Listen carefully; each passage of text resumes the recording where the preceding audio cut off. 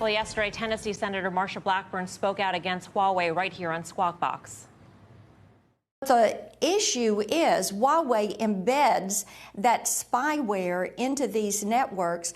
These chips are so small, you cannot detect them until they begin to transmit to an outside receptor. And at that point, they are into your network and they are spying on you and they're manipulating the data within your networks. Joining us now to respond is a representative from Huawei, Andy Purdy, the Chief Security Officer of Huawei USA. Andy previously served as a senior cybersecurity official at the U.S. Department of Homeland Security. Andy, thanks so much for joining us. You're welcome. First of all, what is your response to the senator? Well, I think she is appropriately focusing on the national security implications of our communication networks. Hopefully, we as a nation can have a clear-eyed focus on what really matters. And as a senior Qualcomm executive said the other day, you can talk about Huawei, but we've got to make sure our communication networks are safe. The bad guys can implant malicious functionality in hardware and software from anywhere in the world.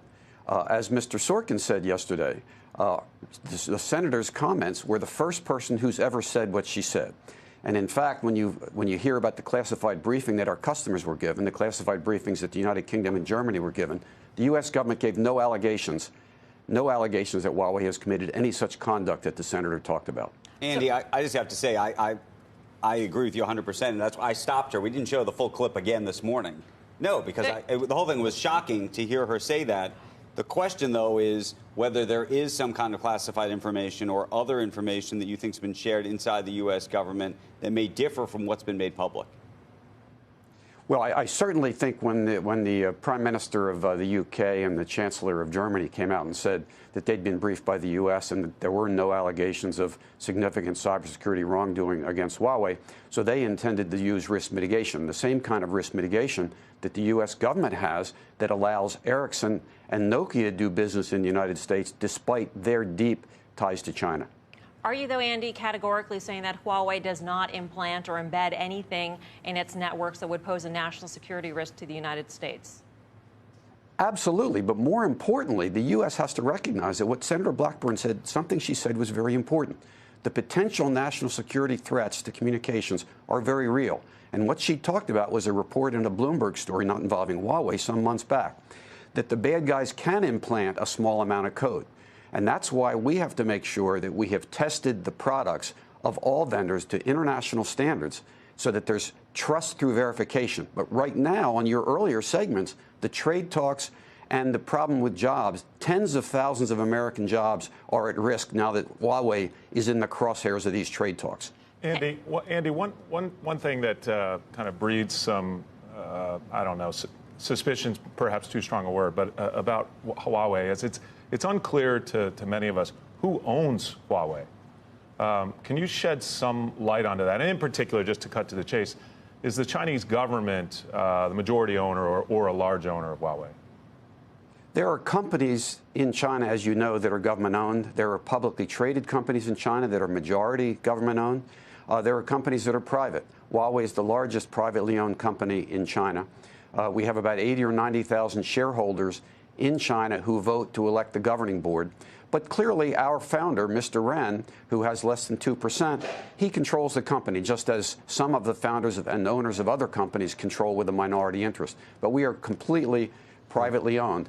But again, we've got to look at the national security, the economic impact, tens of thousands of jobs of those who supply Huawei, $11 billion last year. 40 to 50,000 jobs are estimated, U.S. jobs, that could go away if those companies can't sell to Huawei. And there's no national security threat there. Andy, here's how I see it. I'm going to put aside what the senator said yesterday for a second.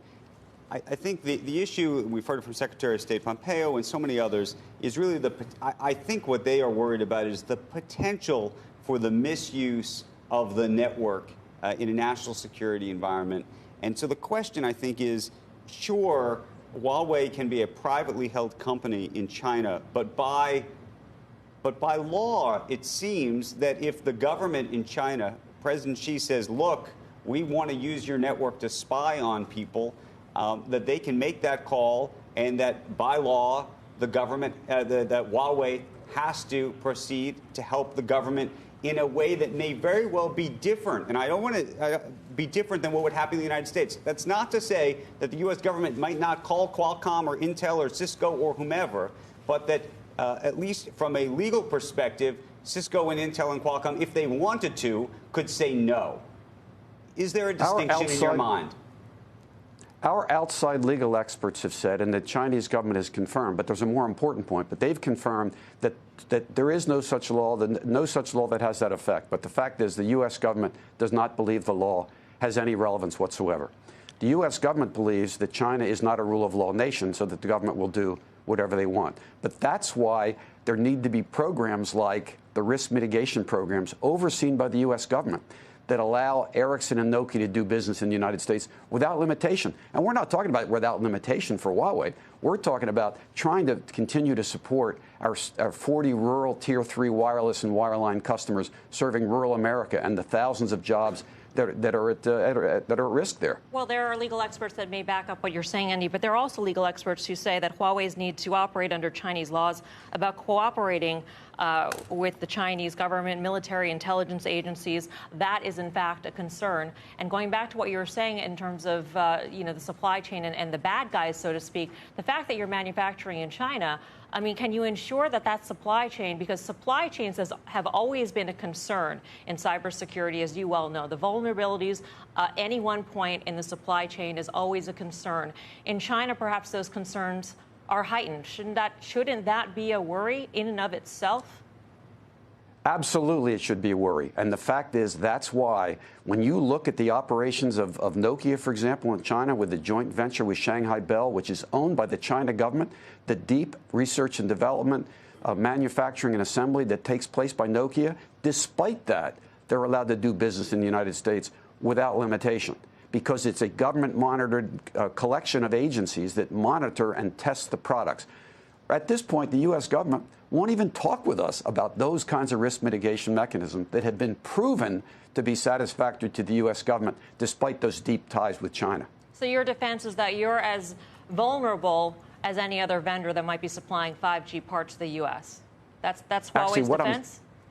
No. What I'm saying is there are proven risk mitigation mechanisms, hardcore mechanisms that are done. We do it in the U.K. We do it in Germany, in Brussels. We have a center where government and companies can come in and evaluate our products. Nokia and Ericsson products are evaluated very closely in the U.S. We're just suggesting that our products and all other products need to be tested, because there are 5 or 6 nation states that can virtually implant hidden functionality in products. So we as a nation can't just be worried about Huawei. We've got to be worried about all the equipment. And we believe those mechanisms are in place. And we just want to talk with the government. We'd like to be able to show them that we can do that. Andy, we're going to leave it there. We appreciate your time. Thank you.